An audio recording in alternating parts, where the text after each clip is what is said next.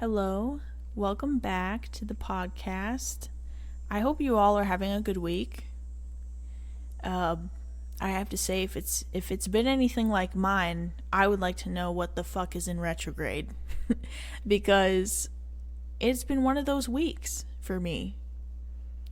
And you know, if you're relating to that, you're in my prayers.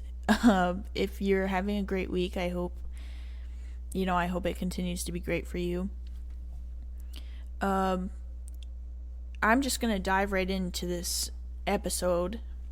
And for this one, I wanted to talk about the power of privacy. And this is like a really interesting topic to me because, especially nowadays, we have social media, and a realization eventually came to me about this, that I'm not, or I wasn't, as private of a person as I thought I was. I have felt like I've always been a private person. There's a lot of things about me or going on in my life that I don't want the world knowing about. I don't, maybe this kind of sprouts from some issues with me as far as trusting people, etc. But I don't like people knowing what's going on with me, especially really personal things, because people are people. And I have found that in oversharing, sometimes you expose weaknesses to people that you shouldn't be. And it's a really easy thing to do, I think, on social media. It's very challenging to be private. And I guess the question is like, how do you find the correct balance? I feel like one of the ways to have balance and privacy with social media is understanding, for one, that you need to put yourself before other people and trends. It can be really alluring to be trendy and pour a bunch of information out there, how you're doing, where you're living, where you're working. But every time you release that kind of information, you're leaving it up to fate who that information ends up with and how they decide to use it. And like a example of that would be, I don't know, like in my area and like people from where I live and stuff, we have spam Instagram accounts. So you have your main account, and that's maybe a little more heavily filtered. You're just sharing hot photos of yourself or something, and you're not really posting anything about you or what you're going through on there. But on your spam account is usually a private account where you kind of let certain people in, and you post stuff about your private life on there. But something that I found that I started doing is like, right, you have a spam account, your account is private, but you're not really that great at going through your followers every once in a while and combing through who gets to see your more private posts. You post something funny, and there's a pack of weed gummies on the table that belong to your friend. You have a great industrial job with a successful company, but a week after posting the video, you get a call from your boss to go see him in his office because someone anonymously reported you and submitted the picture to your workplace. You're probably screwed. And if you took a gummy, even if it was just once, when they drug test you, you're even more screwed. So this is like an example that I think about sometimes because it's not something you always think about when you're posting. If you have a professional career and you post something like that on a spam account, someone could literally ruin your life. I mean, maybe that's a little exaggerative, but they can take away what's supporting you. Another thing I discovered too is I feel like it's really trendy. You always see people just posting their relationships, or maybe posting about their relationships, or giving details on their spam accounts, or on TikTok, for example. It seems like TikTok is this social media where it is normal to pour everything about yourself out there. And yeah, it seems worth it if it goes viral, but then your information is in the hands of thousands of people, and that stuff can spread like a wildfire. And then all of a sudden, you're representing or known for something that you don't want to necessarily be known for or representing. I wanted to dive in a little bit about this and why I deleted social media. I started to understand that I hated people knowing things about me. When I left my tiny home area, where everyone talked about everyone and always had something to say, I realized I finally had enough distance between me and those people to create a real privacy for myself. And, coming from a small town, this wasn't a luxury I really had in the past. Everyone was always watching. Everyone was always looking at what you're posting. And I didn't really have a good filter on that kind of stuff because it was what everyone was doing. So in college, even a little bit, I still had the habit of spam posting and allowing just about anyone on my private stories. I was sharing emotions, intimate thoughts, memories, daily activities with way too many people. They knew where I was. They knew what I was doing. They knew what I liked to do. They knew exactly what I looked like, what I was wearing, everything. I also noticed that when I quit it with the multiple private stories, Instagrams, VSCO, etc., I had a lot of freed up time.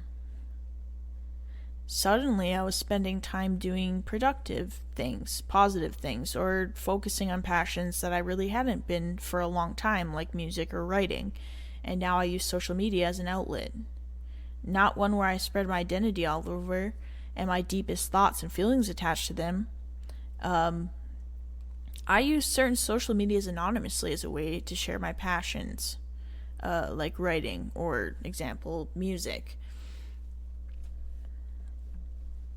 So, I do have some, a spam account where I'm anonymous. I don't really post my identity on there, but maybe that's a place where I kind of post some of my sadder quotes, sadder, depressing thoughts, because I believe that social media actually can be an outlet, and there's a lot of ways where it's made me feel better. And anonymously posting that kind of stuff on social media can bring you a community of people that understand what you're experiencing and going through, which is wonderful. But you can do that in a way without exposing your identity and putting yourself at risk. So privacy doesn't just impact you, and it impacts your relationship.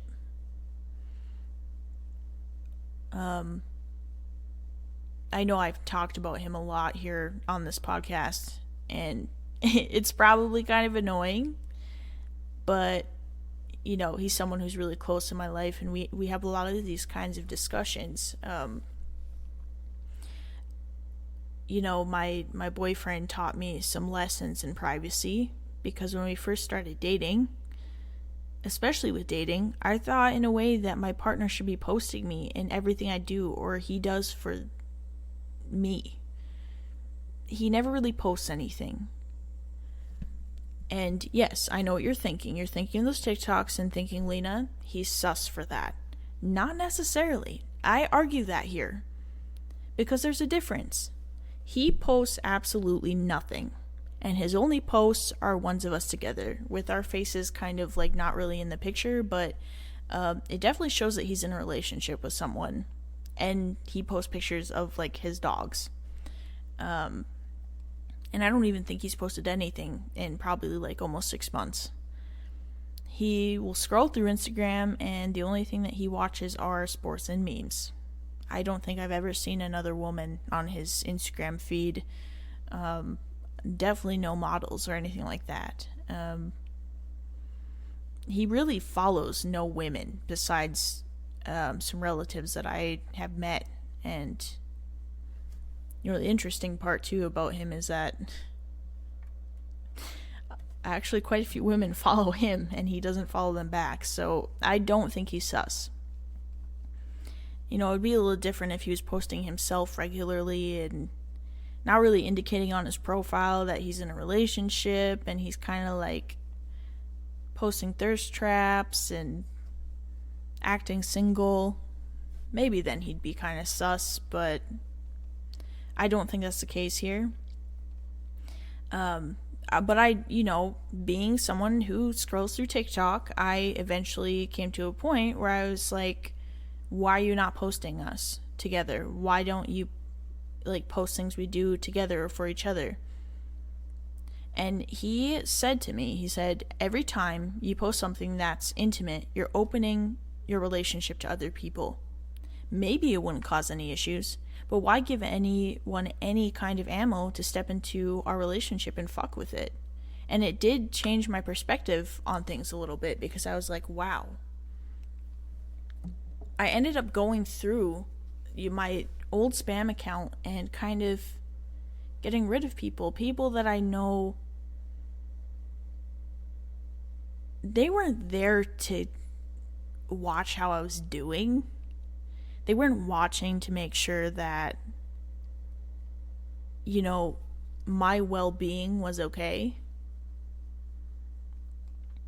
They were there to see what I was doing, maybe for other people. They were there to see if I was single yet, maybe. There were some dudes in my spam that I definitely know I've never even had a conversation with, and yet here they are viewing my personal life. When they never earned a right to that. They were never my close friend. They weren't even an acquaintance, so why did I have them on my most private account?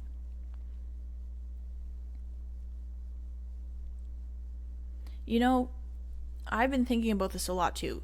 You don't have to follow every single trend to be an it girl, to be attractive, to be pretty, to be an influencer. You know what I'm saying? You don't have to expose yourself to social media if you don't want to.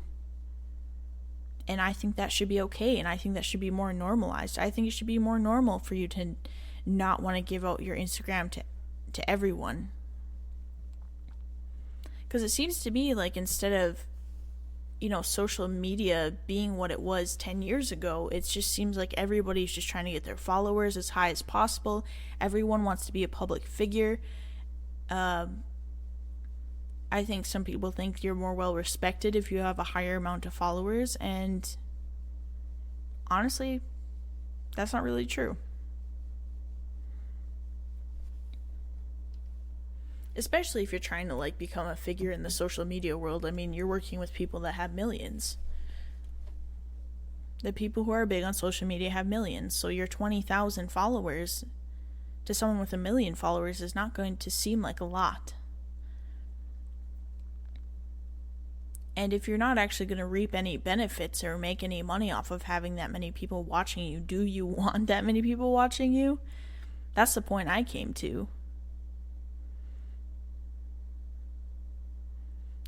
Social media can be a very wonderful tool, and it can be a very useful thing. And it's helped a lot of people. But it can also be a bad thing too. And you have to keep in mind, like I said, that not everything that you see posted on TikTok is true for your life.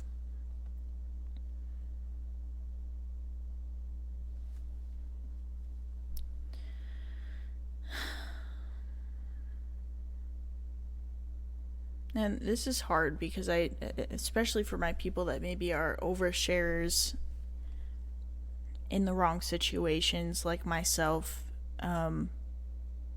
this can be challenging to understand, to learn. But in a way, it's just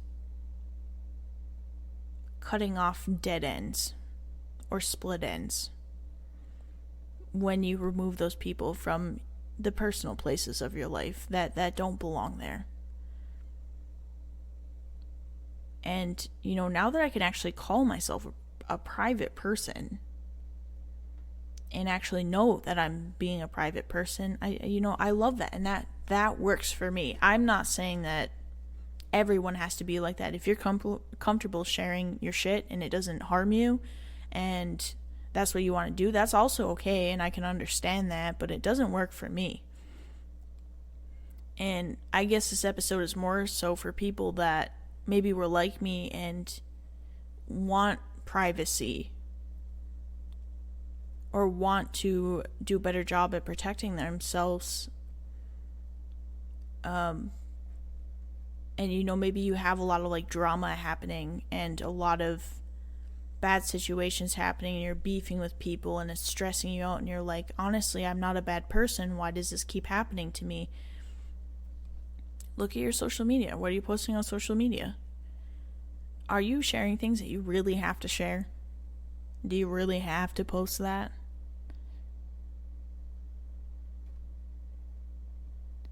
You know what I mean? I've talked about this a little bit before. Like, social media, I feel like, has gotten used too much in my life to try and get back at people, to be vengeful towards people, to hurt people by these little cryptic, passive-aggressive, lyrical captions on my spam Instagram pictures. And, they think that you're talking about them, so they react. And the next thing you know, you're fighting with your ex-boyfriend's girlfriend that you don't even care about anymore. It's unnecessary. The hardest thing that I've had to understand, and I talk about this again and again and again, this is like the whole point of this entire podcast, is that we as people need to remember the part that we play in our own issues. When you fight, when you have a relationship, a friendship, a lot of times, this is what my mom always would say to me, it takes two to tango, okay? You can't have a fight with someone unless you say some shit back to them or you react to them.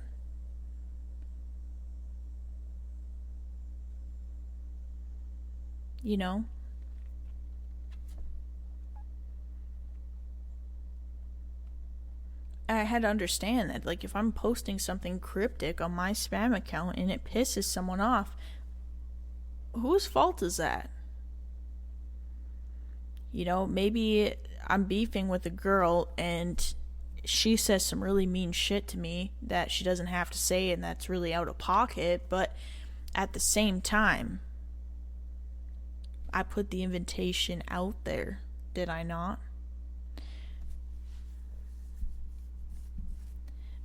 I guess what I'm saying is that you will avoid a lot by being more of a private person.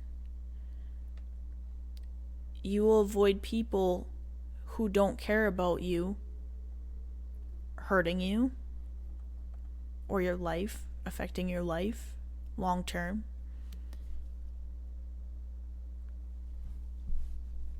When I say privacy is power and privacy is important,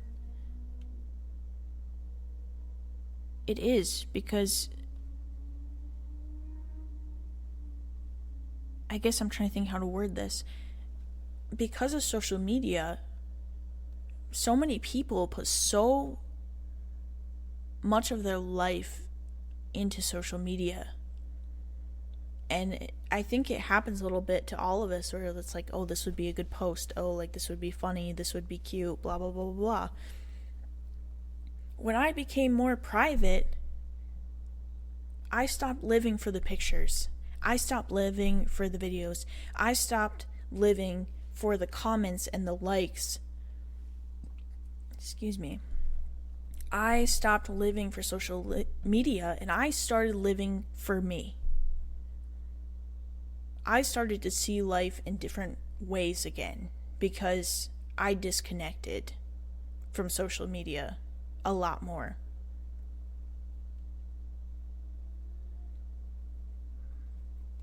Or it's, I can't post this, or, oh, if I post this, it's going to make so-and-so so mad. No, none of that happens anymore to me.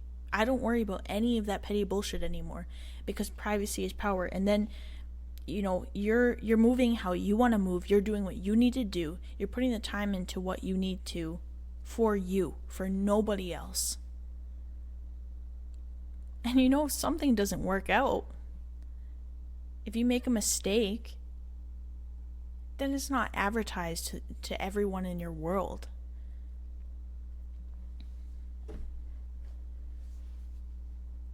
You know what I mean? You and your closest friends might know about it, but no one else does. And you can process and fix that mistake or learn from that mistake in a way that works for you without worrying about other people. I'm telling you guys, being a private person has kind of been life-changing for me.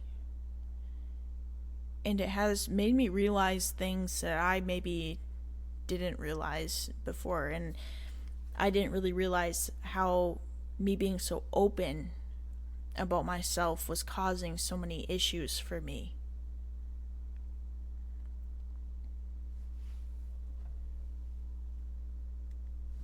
It's always good to have someone to confide in, but I have a therapist. She's required by law not to be telling anyone about me. And honestly, I would trust her not to anyway. I have my best friend and I have my family that I work with on my biggest issues if I need help. But the rest of the world doesn't need to know.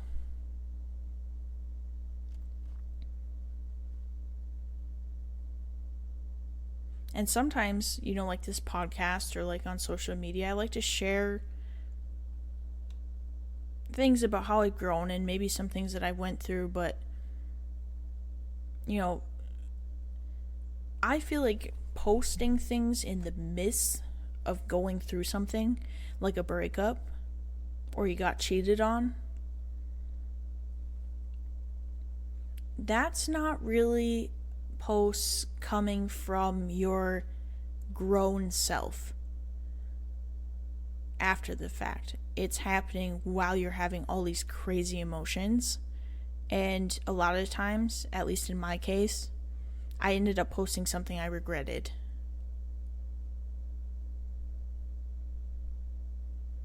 I like it when people are candid on social media. But it's one thing to come from a mature spot and talk about mental health or something like that and share your growth story to inspire people. And it's another thing to be shitposting and being angry or upset and saying something that isn't really healthy or helping people grow or inspiring anyone. It's just inspiring anger.